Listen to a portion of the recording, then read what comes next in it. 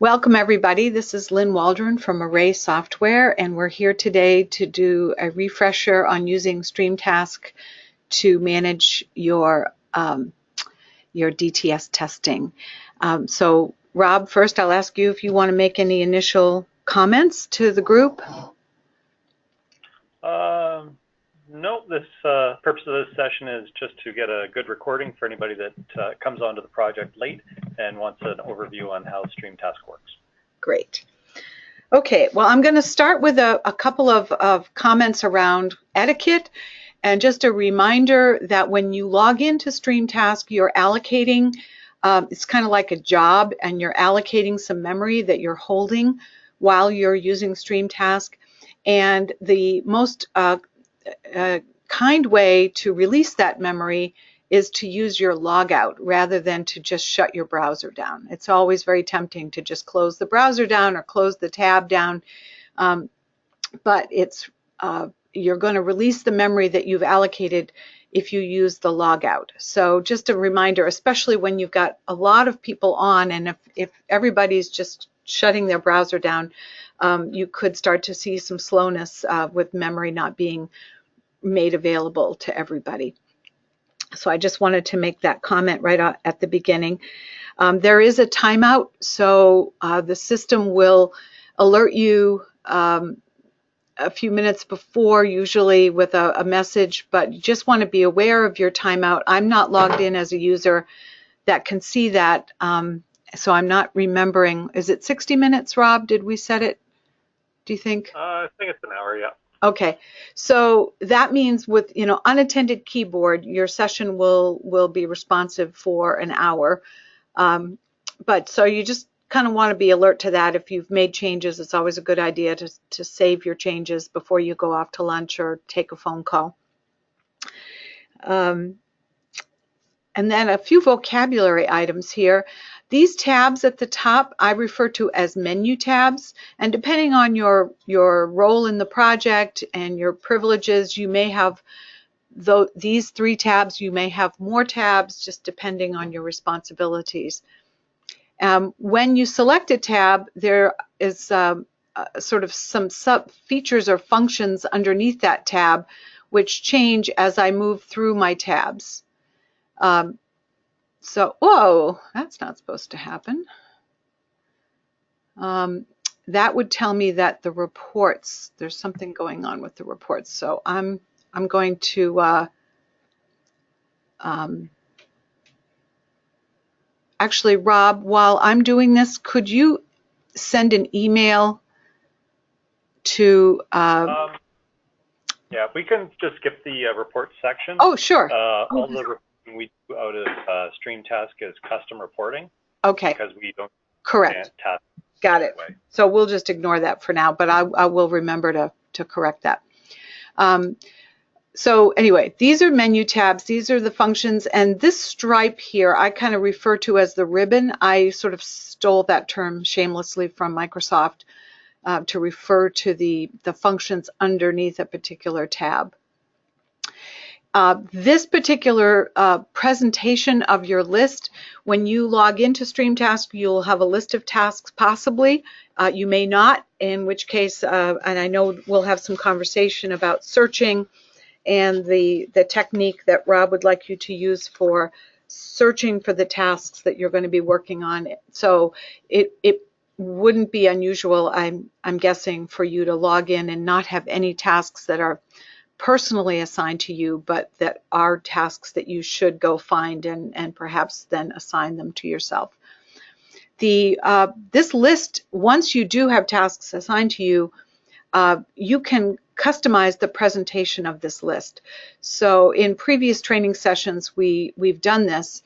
So you can see here, I can widen and narrow my columns just by hovering over the line on the right side of a column until I get that double-headed arrow. And that will allow me to shrink and collapse my columns. It's always a little harder when I'm doing this remotely. You can see here I've actually collapsed some columns, probably the department and something else I don't really need. I could even collapse the work group if this is the only whoops, the only work group that is in use right now, I might say, well, I don't really need to see that either.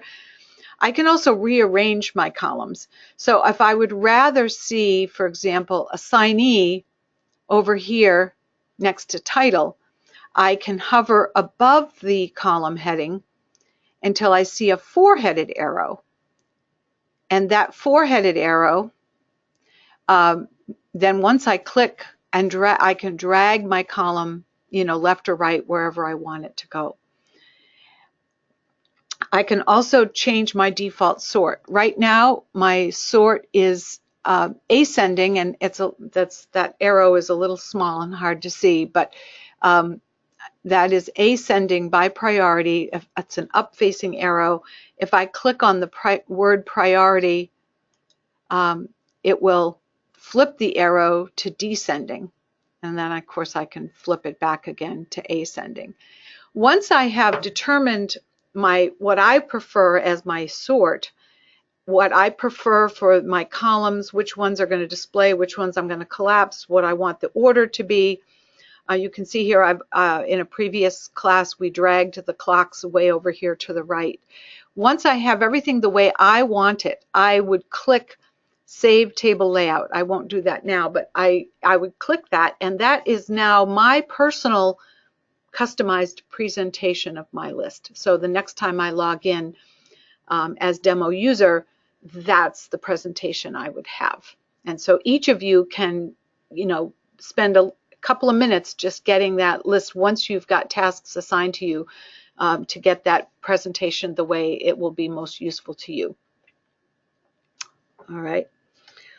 I know people have put themselves on mute. I think it's, even though we're recording the session, it's still useful if you have questions as we're going along to unmute yourself and ask the questions, because I'm sure they are useful questions for people who might be watching the recording at a later time. So we talked about customizing the presentation. The other aspect of this screen is if you have, we display for memory management purposes 10 tasks at a time. Right now I only have 4, which is showing up here.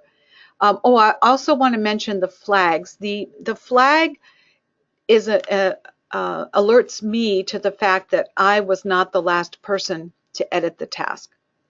Okay, and there are colors which are indicated in your agenda. A red flag is generally new work. I have not done made any changes. It's new work on my list. Naturally, if you have gone and done a search and done a batch update and reassigned tasks to yourself, you will not have any flags because you will have been the last person to edit the task. You might also see a yellow flag on a task, which means that it is a task you have done some work on, and somebody else with authorization has maybe gone in and made a note. Maybe you have asked a question of somebody in the progress notes and they have responded. So you would then see a yellow flag.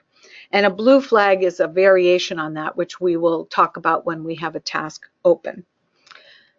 So if there aren't any questions about this particular page on the presentation here, I'm going to go ahead and jump into a task. I don't think it matters which one I open at this point. And we're going to just go through these fields and talk about procedure, policy. I'll of course invite Rob to jump in because he did a very nice job last time in kind of explaining some of the policy around how these fields are going to be used. So I will give space for Rob to jump in. Actually, this is not a good task to use. I'm just realizing. That's because I can't see these. You know what? I think we'll need to go do a search. So let's go do a search.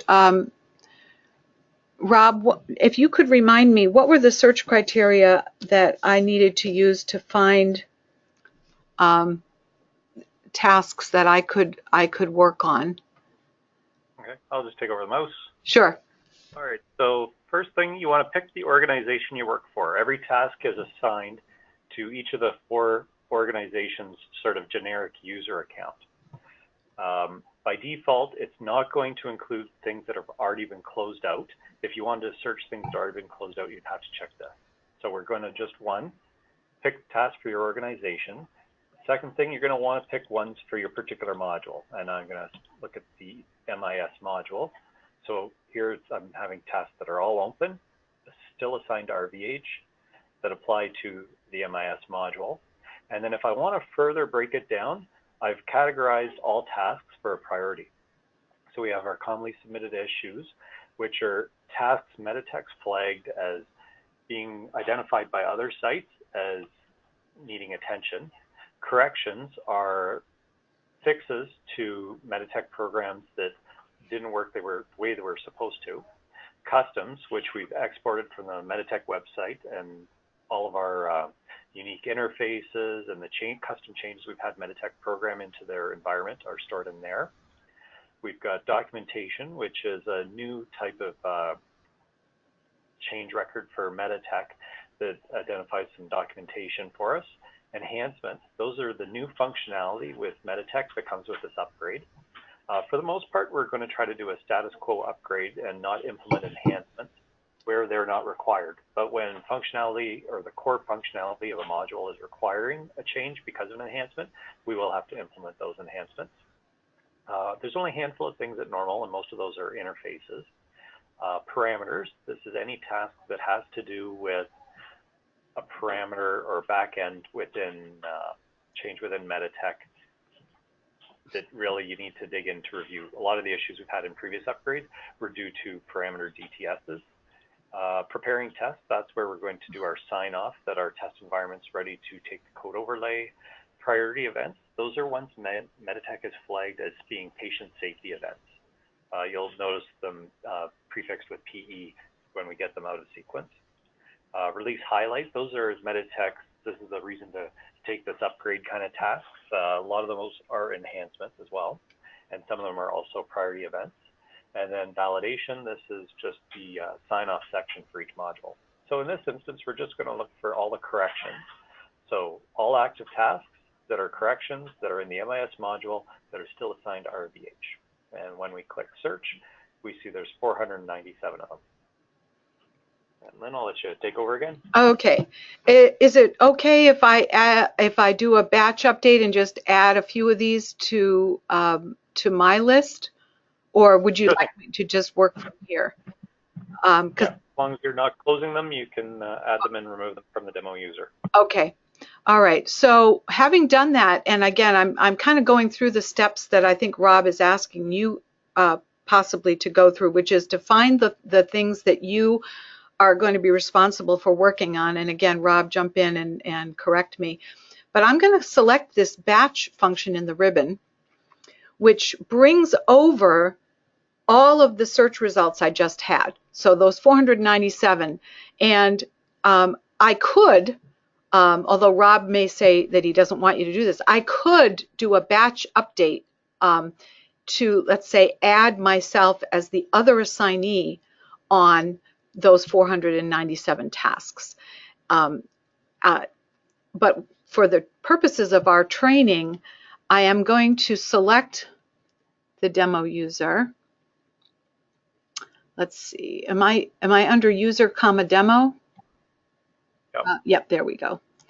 But I'm not going to do it for all 497, and I could, by doing select all, that would kind of flag all 497 to apply this one change. And some of you may end up doing something like that. For our purposes, I'm only going to flag individual tasks. So the select all means you don't have to do that 497 times. I think you have better things to do with your time. And I can skip. I could kind of do this. And so you know, I could just randomly grab these 6 tasks, add myself as the other assignee, and click Save. Once I've done that, and it's a memory-intensive operation, so it takes a few seconds, and we won't see that change here on the batch screen, but what we'll notice right away, if I come back here to the Task tab, now I have tasks that are in my list because I am listed as an other assignee. Okay, any questions about that? Remember to unmute yourself if you have a question. Okay, I'm going to now dive into one of these corrections. And now it'll be a little more meaningful to talk about these fields. So we're going to go left to right, top to bottom, and again, let Rob jump in if there's some policy or procedural thing we want to talk about here. The title is constructed when we convert that DTS text file into StreamTask as a task, where each DTS becomes a task. The title is kind of constructed from three parts or three pieces. The first is the actual, what we used to call a DTS number, which is now a hyphenated string with what I think I've seen Meditech call a project key, followed by a unique number. So that key is not a module, it's some aspect or feature or part of a module, but not, so you'll see admin as a project key in many different modules. So it is a little different than the old style DTSs, and some of us are old enough to remember those. The second piece of the title is a /C or /E, or nothing, because I don't believe that we are actually detecting those documentation type DTSs with a character. So if you don't see a /C or E, it probably means it's documentation, and I know Rob has already got those prioritized correctly. But the C just alerts you, hey, this is a correction. The E would say, oh, this is an enhancement. So we can actually see that as we're building the task and parsing. That information is very consistently and visually available to us as we convert. So we know what kind of a DTS or what bucket to put that in. The remainder of the title is what we call the synopsis of the DTS. So this is Meditech's brief summary statement, which is very helpful, kind of let you know basically what this DTS is about. So that's the title. The task number is a StreamTask assigned number, a unique number. It's probably the least important piece of information about the task, and cannot be edited, as you can see there. The requested by is just something you can disregard. That was set up as the default values for when these tasks were converted. The work group, for security reasons, we say that people belong to work groups and tasks belong to work groups. So your access to these DTSs is largely a function of the fact that you are in this work group along with these tasks. And this concept allows people who are using StreamTask for a lot of different programs in their hospital to create silos, if you want to think of it that way. And some people have the keys to multiple silos, and some people have the key to only one silo.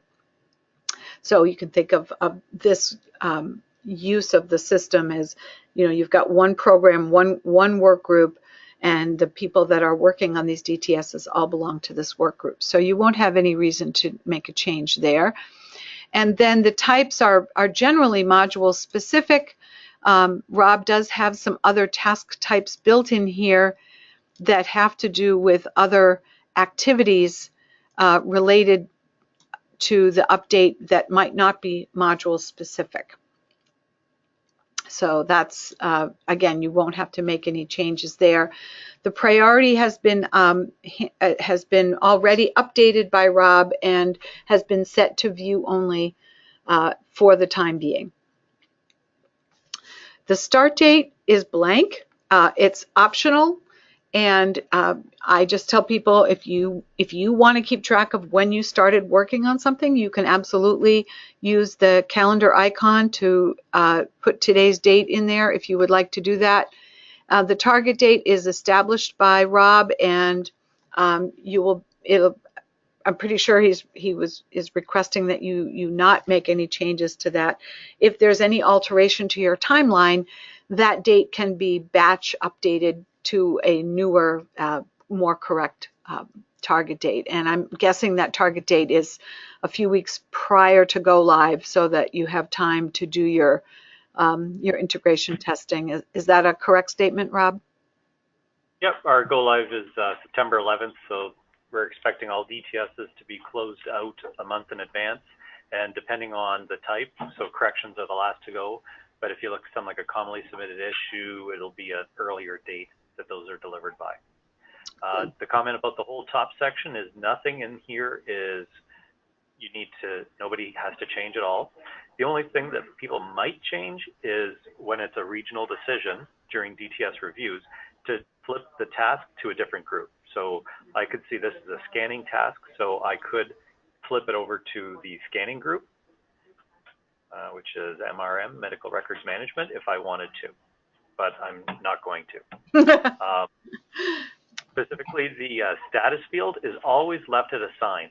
Because we share these tasks with 4 hospitals, if you close it off, it's now no longer available for anybody. So what we do is we use the Notify tab, and we just say, okay, well, for RVH, when I'm done, I just remove the RVH generic user, and then I know we're all good and signed off for RVH. And it's our custom reporting on the back end that we do outside of StreamTask that tracks that. So as long as an RVH user is assigned to that task, it'll show up as being assigned to RVH and still being outstanding. Right. Yeah. So if I'm understanding you correct, Rob, you would probably almost prefer that people not add their personal user to the task if they're just willing to work from a search screen, or are you encouraging them to add their personal user? We leave it up to each team to decide how they want to work.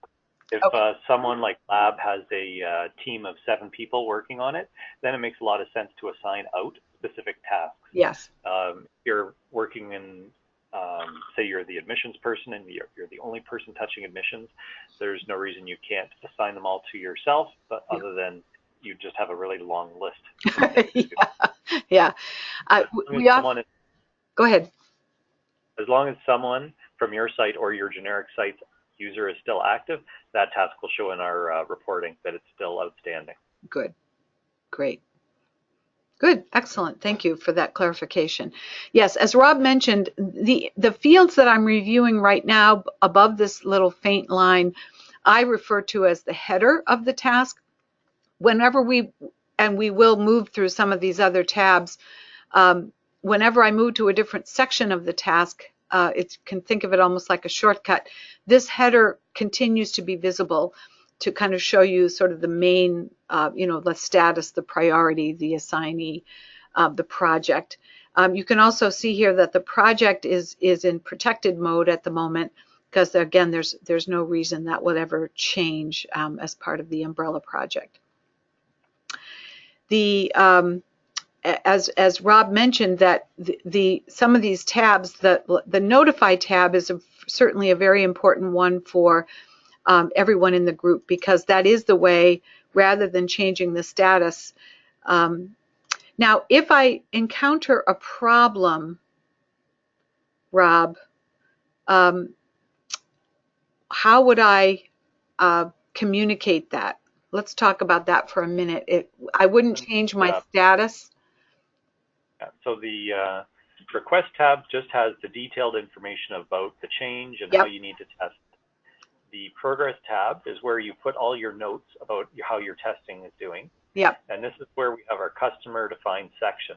Yeah. And inside here, we can identify if a task requires training or not. And those, even if a task is closed off, we will generate a report on what tasks have training required, so we can build our training plans in August.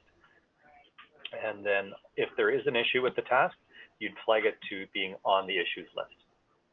You don't have to do any more information down here, but you're more than able to say it's an open issue. When it's done, we'll flip it to a closed issue. You can categorize the issue as impacting the scope or the schedule or the budget, etc. And you can give it a low priority, a medium, high priority. Yeah, beautiful. Thank you. You said that so much better than I would. I'm going to switch back to the request tab for a moment, again, just to when you first open a task, this is your default. Your default is to be in the request tab with your header displayed. And I want to make a few comments about these request notes, because when we start to talk about searching, and we'll do several examples of searching, this text is all searchable using the string test feature in the search engine. So the more that you kind of examine these testing notes, you'll start to notice patterns and certain terminology. So, and I have seen enough of testing documentation from other platforms and other vendors to gain some appreciation for the way Meditech does this. So, so for example, we've already seen that we can very easily find the DTSs that are in these general buckets of correction enhancement documentation. This components, if I were, working in a module with a huge number of DTSs, and I want to focus on one aspect for maybe doing a little bit more efficient testing. I know that's a radical concept, and features, and I'm not sure exactly how Meditech makes the distinction between a feature and a component, but these are standard phrases that they use, and Meditech actually has a dictionary, I'm told, of features that are unique for every module. So once you become more familiar with what Meditech considers the features in your module, you can search by these features. And then, if you want to wrap your brain around a particular feature for the day, you might find that your testing is a bit more efficient because of that. And we'll do a few examples of that. So I just want to kind of put a kind of a plea for you to really familiarize yourself with some of those key terms that you might want to be searching for to help you organize your testing a little bit. Rob, is there anything else you'd like to say about that concept of organizing your testing based on some of these standard terminology? I think once people get in there and start looking around, they'll start realizing there's patterns, and then they'll naturally work on all of those issues at the same time, where they build one test script that'll close 30 tasks. Yeah, that's the goal. That's the goal. So these section tabs, as I call them over on the side, you won't necessarily be using all of them. So we're just going to march through them here, and again, I will. Rob has already referred to this as a tester. These two tabs are probably where you're going to spend most of your time, looking at the Meditech doc and then documenting your own testing experience and progress. So again, there are these nice links to some documentation that's available on your intranet. You have the ability to, jump out and do the documentation as you've been instructed. You can identify, indicate the problem that you're having. If you open a ticket and you have a Meditech task number, this is the place that you want to be putting that. And because of Rob's reporting techniques that he's using, all of this information is very reportable and searchable as well. So there's unlimited space here to put in your progress notes. It is set up as append only, and what that means is that when you've put your notes in and clicked save, those notes are automatically protected with a date, time, and user stamp, so that if multiple people need to be in there making comments, then they, that information will be protected. While we're in this progress section, I do want to make a comment about the principal assignee, which is this non-person here, and the other assignees, which are a combination of facilities and human beings. What I like to say about other assignee is that there are really two good reasons for you as a tester to go to the trouble of adding another person onto this task. One is to ask for help. So you might realize you're in over your head, you look at this documentation, and you're like, I probably should know how to do this, but I'm really going to have some help.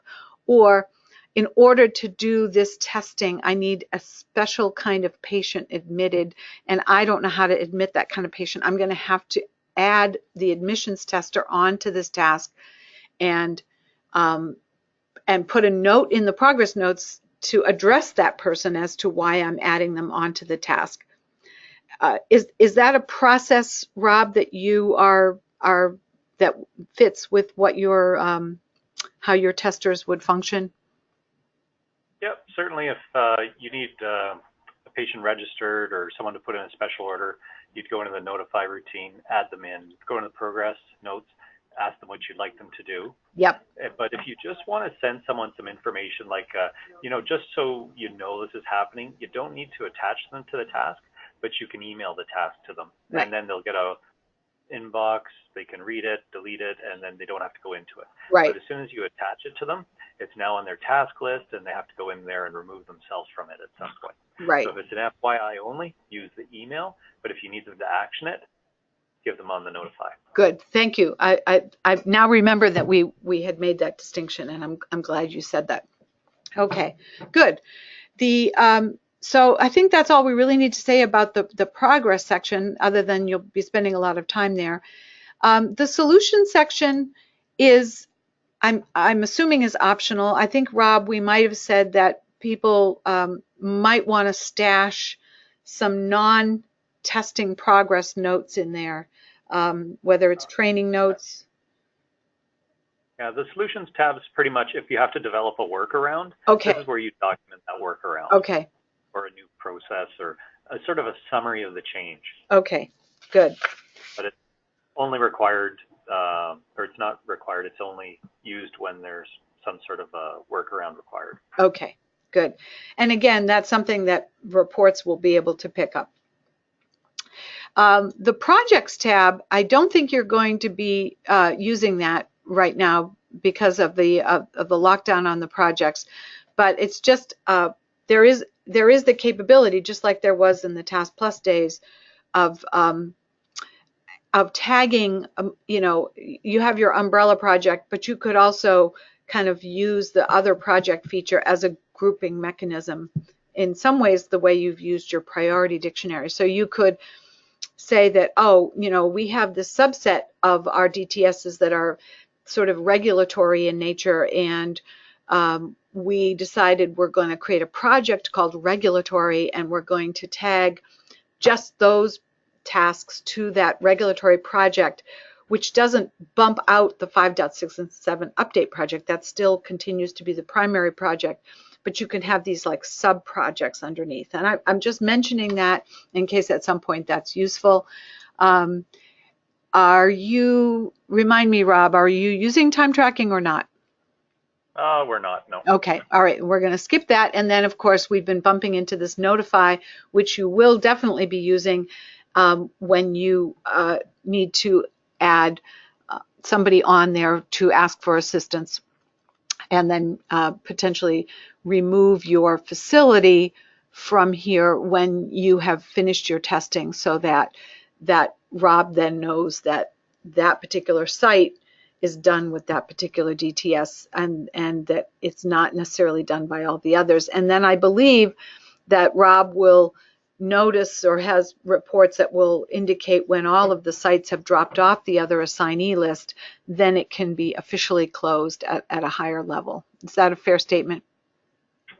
Yeah, we wait till a few months after the upgrade's complete before we shut everything down, and that cleans the slate for our next upgrade. Okay. But as long as all the users come off, it shows up in our reports, and we won't be harassing them to complete their tasks.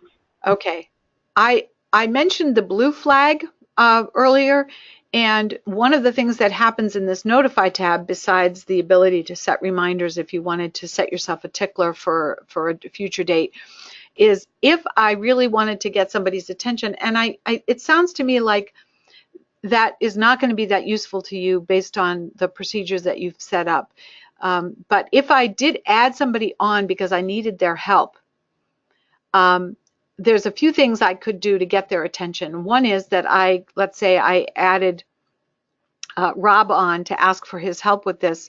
I could then say I want to flag the other assignees. And because most of these other assignees are not real people, no one's going to log in as one of these and see this blue flag. The only people that are going to see that blue flag are the actual humans that are listed on here as additional assignees. So that's kind of one way to get somebody's attention. And if they've set up their default sort even by flag, then those blue flags will come to the top of the list. So it's just a technique. You know, but again, if you're trying to get somebody's attention, you know, sending an email is sometimes a good thing, or using an email rule that says whenever there's a change to other assignee, you know, notify the assignees. So that I just wanted to make a comment about that. When you've made whatever changes you're going to make for your particular session, you've done some testing, you've put some notes in, and you're done at the moment, even though maybe not done with your testing. The buttons over here, the save button will save your changes back to the database. Of course, your email will give you the ability to just send an email while you're working on the task, or to save your changes and email. So if I click email right now, I have the ability to come over here, and this is the list of all my users who are in the user dictionary with an email address. So that might not be, of course, a lot of your fake users, but your real humans. So then I can select somebody, bring them over to the right-hand side, and then I can click email, which will email the last saved version of the task. And I want to make that distinction, because if you've put notes in and then you want to email that information to somebody, you want the most current information to go, then you're going to use the email and save button, which will save the changes to the database and then send the email. The other thing that's quite useful here is a user comment, which will appear at the top of the email. So if I'm sending an email to this person, then I might want to just say, hey, I'm informing you about this task because blah blah blah. And once I do that, then I'm good to go. So of course I'm not going to do that. So I'm just going to back up into my task here. Page is kind of an anachronism at this point, but it is an alternate email, so you could have alternate emails for people if you wanted to do that. The refresh button will actually not save your changes to the database, but will reset your timeout. So you can, if you're concerned about that in any way, you can click that refresh button. But I would say, primarily you want to make sure you're saving your changes using the email button when you want to inform people about something that you think they're going to be interested in. Okay, so that is, I think, close to the end of that section. I want to make a couple of comments about when I'm back to my list. So I'm going to click mine, and therefore I've discarded any potential changes that I might have made there. Notice that the task I worked on is bookmarked. That's the term we're using. So I know which one I was just in, because they all kind of look alike. And there's a couple of things that I want to point out here before we start talking about searching. And one is, I might open a task and think, holy mackerel, there's a lot of documentation here. I really need to print this out. Now, obviously, this one is not one of those. But if I opened a DTS and it just, the testing notes go on and on and on and on and on, and I think, I really need to print this out. What we would suggest, and what I call the quick and dirty print, is to flip your task to view. And when you do that, you are flipping it into kind of a read-only or view mode, which condenses it somewhat and has the potential, of course, to reduce the number of pieces of paper that print. And because you're in a browser environment, you can use your browser print if you're, I don't know, depending on whether you use Chrome or IE, to actually print this to whatever printer your PC is associated with. So that's what I call the quick and dirty print, and then you can flip back to edit and continue doing your work. The other thing I want to mention here is the quick find. So let's say you've printed out the task, and then a couple days go by and you've got this printed out task number, and you like, okay, I just want to go directly to that task. Then you can actually type in that number, and if you don't see it in your list, or if your list is really long and you don't really want to go fishing for it that way, you could easily note the number and then type that number in here, click on the magnifier, and I can't see those numbers, they're so small, but let's see, let me do this. I'll do 83501. Let's say I had that printed out and I wanted to pull that one up quickly, even if it's not in my list, as long as I have, permission, meaning I'm in the group and so forth, then I can just kind of hot link to that task and, look at it or print it out or do documentation or whatever I need to do. I do want to comment that if you access a task that way using the quick find, because you didn't come from a list, you will not return to the list. So you will click save and the screen will kind of flash, and that change has been recorded, but you're not going to get thrown back to your mine list. You're only going to get thrown back to either your search result list or your mine list if you have accessed the task from the list. So I just want to make that distinction. So just a little note, since Yep. you're saying it's hard to read, if you zoom in on your website, you make it a little bit more readable for yourself. Yeah. Yeah. And that I think that's what the control key and the mouse wheel is. Yep, or the browser zoom controls. Okay, great. Okay, so I'd like to then spend the rest of the time talking about searches, and this is really the part where I hope you will kind of take to heart the options around organizing your DTSs and trying to find things that might be related to one another. So I'm going to clear this previous search, and the first one I want to start with is let's just say I just need to find out how many pharmacy DTSs there are in total. So I'm going to search on pharmacy. Notice I'm gonna not include inactive tasks at the moment, and search. Include the organization. Oh, excuse me. Thank you. Assigned to, well, we'll do RVH again. And so I have these 1,397 that are of concern to RVH in pharmacy. And I could just kind of work through those one at a time, and that wouldn't necessarily be the most efficient way to do things. Or I could take advantage of the fact that Meditech does standardize these features. And the example I like to use here, because often it's some specialist that you will offload your dispensing technology to a particular person who's maybe only focusing on that. And I've unfortunately read so many DTSs, I actually know what that feature is. In the older style DTSs, and I'm not sure if you have any of those, the older style feature would be DISP machine.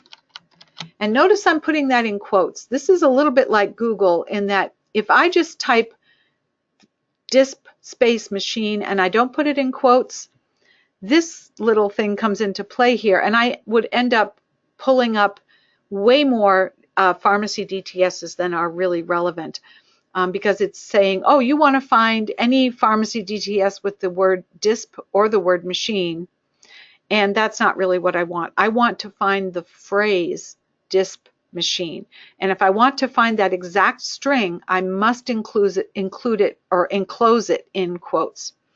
If I have a few different strings and I want to do it as an OR, in this case I do, because the newer way in the newer style DTSs, the feature is actually dispensing machine. So I want to allow for the fact that I might have some older DTSs and some newer DTSs. So I'm looking for either this string or this string. And I'm going to make sure that I take the defaults here. The request text is where your Meditech documentation lives. So I'm going to re-execute my search, and now I'm down to 105. So let's just open up one of these and see if we can see why this would have been picked up. And so in this case, it actually didn't even get included in a feature, but somewhere down here you can see here, dispensing machine. So what might I do with this search result? What I might do is, if I've managed to sweet talk somebody into doing my dispensing testing for me, I would do that batch add other assignee and add that person, and probably make sure that I buy them coffee and chocolate as often as they want it. So that would be a technique for you to offload or partition some of these DTSs to a specialist. Rob, is there any other comment about that you'd like to make? Is that an approach that you see people taking? Yeah, no, that's good. Okay. All right. So that's, and I'm sure in your own modules, you can all be kind of thinking about how you might do that, use that particular technique. Another technique, and I'm going to clear my search, and I want to comment also, anytime you see a button with the first letter underlined, and I know Rob has some enhancement requests around this, you can use your control key with that letter as well to, if you don't want to have to keep scrolling to find a particular, find the buttons at the top or the bottom of the screen. This time I'm going to do a search again, kind of restrict my search to the RVH site. I'm going to look for lab. And again, this is taking advantage of some fairly consistent ways that Meditech writes their documentation. And so initially I'm going to do my broad search and find these 1,284 lab DTSs. But because Meditech actually puts the sub-module like blood bank pathology and micro into their synopsis, they really have done us that favor, and you guys have a ton of customs, it looks like. So we'll just keep going. All right, heck with it, I'll go to the end. So in the synopsis, they will actually identify as a kind of a standard. I'm kind of waiting to see. So here's like main lab. I'm trying to find a example with here's PTH or blood bank. So I can take advantage of that knowledge, and I could say, well, again, this idea that I maybe have somebody who specializes in pathology, for example. So I'm going to search on PTH, and this time I'm going to tweak my search a little bit. So I'm looking for PTH, but I only want to find that in the title. So how am I going to do that? And I also want my search to be case sensitive. So I'm going to check that case sensitive box, and I'm going to leave title checked, but notice what I'm doing here. I'm going to uncheck request text. And what that will do is it will say, I'm only wanting to find this exact string, PTH, and notice I didn't have to put quotes around it because it's only one word. There's not multiple words with spaces in between. And now I'm going to hit enter, control S, hit my search button, whichever technique. And now I'm down to 166 that reference capital PTH somewhere in the title. So again, I could use that technique to add my pathology tester onto all 166 tasks at once. Okay, so that's a slightly different technique, but it has the same goal of getting tasks sort of pushed off to a particular person because of a specialty. And I'm pretty sure that's how Rob found all the release highlights, for example, because he could search that string release highlight, because that's a fairly consistent expression. Whoops. What did I do wrong? Did I misspell it? Oh, no. You know what?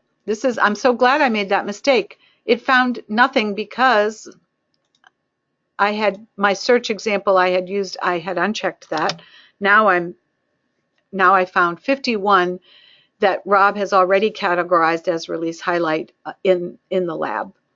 So that's actually, I'm glad I made that mistake. So just something to be aware of. If you keep changing your search and refining it, just remember that if you're changing your search and you actually mean to have it look not just at the title but also at the text, remember to recheck that box. If you're starting a search from scratch, that box will be checked by default.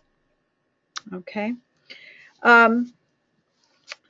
So those are certainly, I would encourage you to definitely practice searches.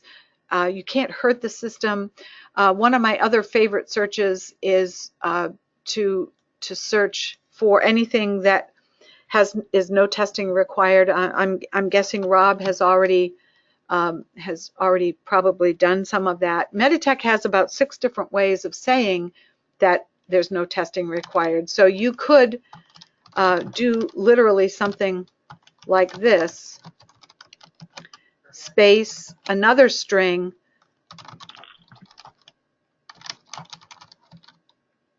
you kind of see where I'm headed with this.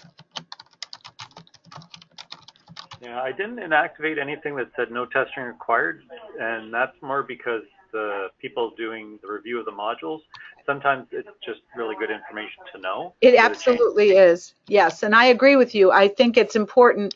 So if I, for example, just searched on these 3, I'm really surprised. Oh, wait, let's see, did I?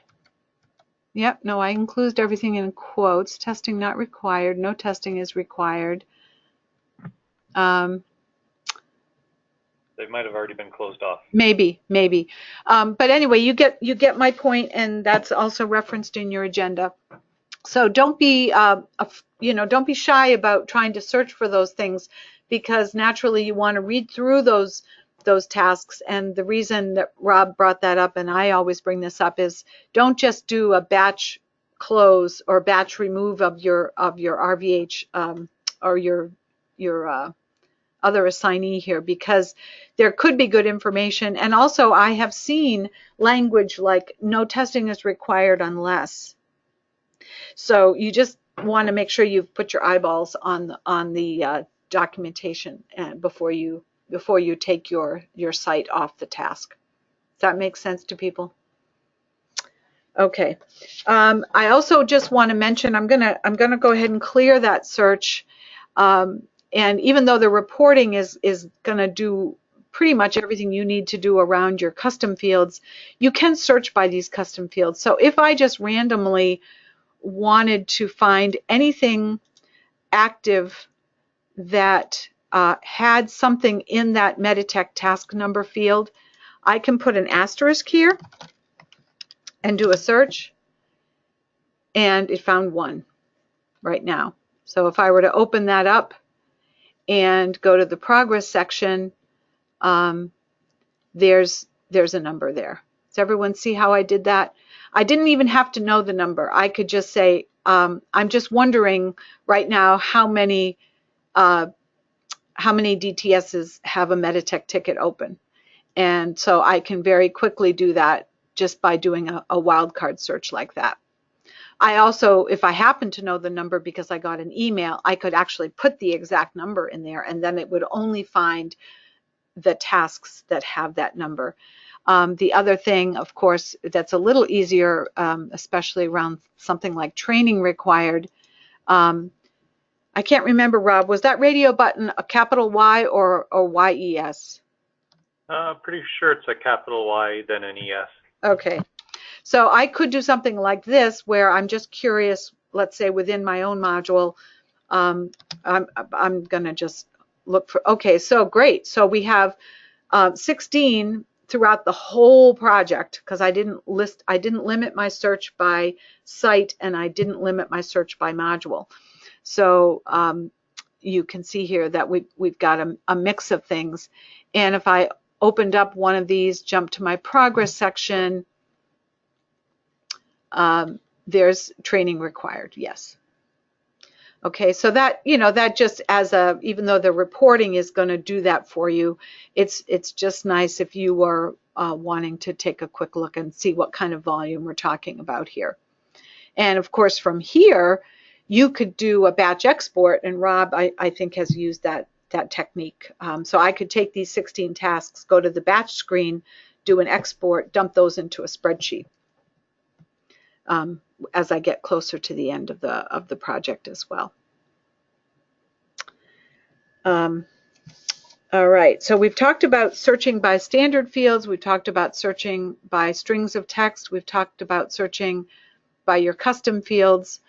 Rob, are there any other searches that you would like to kind of expose people to as an idea or technique? One thing, if someone's in there and you're playing around and you accidentally change the wrong task or you remove someone and you can't figure out where you were, you can use the date search string and look at the last edited by field at the very bottom. Good idea. Yeah. Not just the last edited by, but lower down. Mm-hmm. You can search by tasks that were edited during certain date ranges. Yeah. Yeah, so you can definitely find things that you had been working on today and you realize, oh my gosh, I need to go find those tasks and I forgot to do this or I forgot to do that. And absolutely. So that will really make it easy for you to find those tasks again, even though they're not on your list any longer.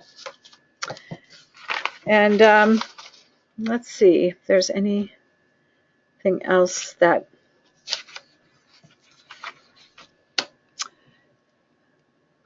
you would want to do here.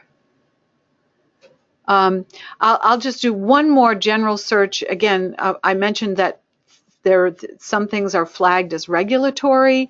So here's another example where I might be, sort of peripheral to individual testing. I'm not testing a particular module, but there's a particular angle with which I like to look at DTSs. So I might say, for my site, I need to find everything that has been identified as regulatory. So, and I'm actually going to make that search case sensitive because when Meditech identifies it in their testing notes as a kind of a standard flag, it is capital R and the rest of it lowercase, and then do my search.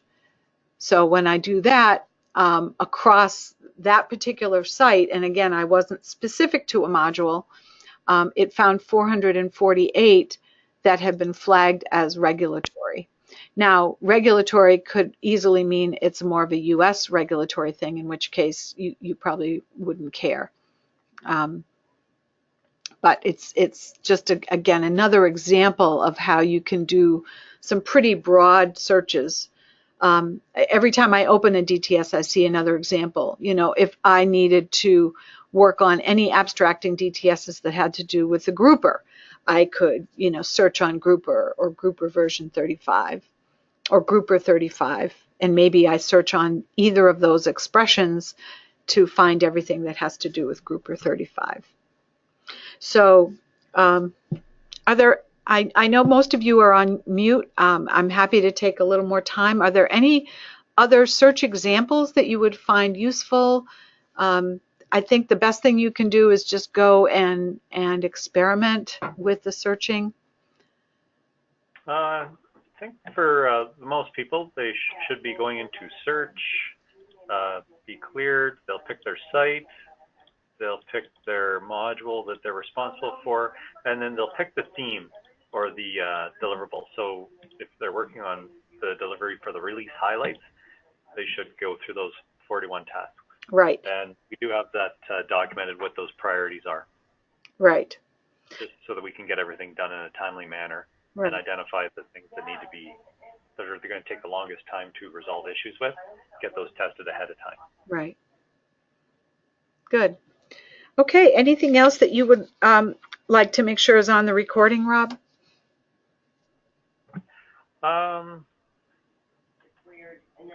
When we do our regional reviews, which are pretty much complete now, and we have a list of tasks, we had been allowing people to use the status field to make things not applicable regional. But we ask the people stay out of that when they're not with their regional partners and all hospitals represented. This is really a one-shot activity at the beginning of the upgrade that we can flag those, but just remember that all tasks are shared across 4 facilities. Mm-hmm. So the correct way to finish a task for your facility is to remove it for your facility, and that's it. Terrific. All right, and don't forget to log out. Don't just shut down your browser. All right. Okay. I guess we can shut down the recording now. Okay. All right. Well, thank you, everybody. I'm going to pause the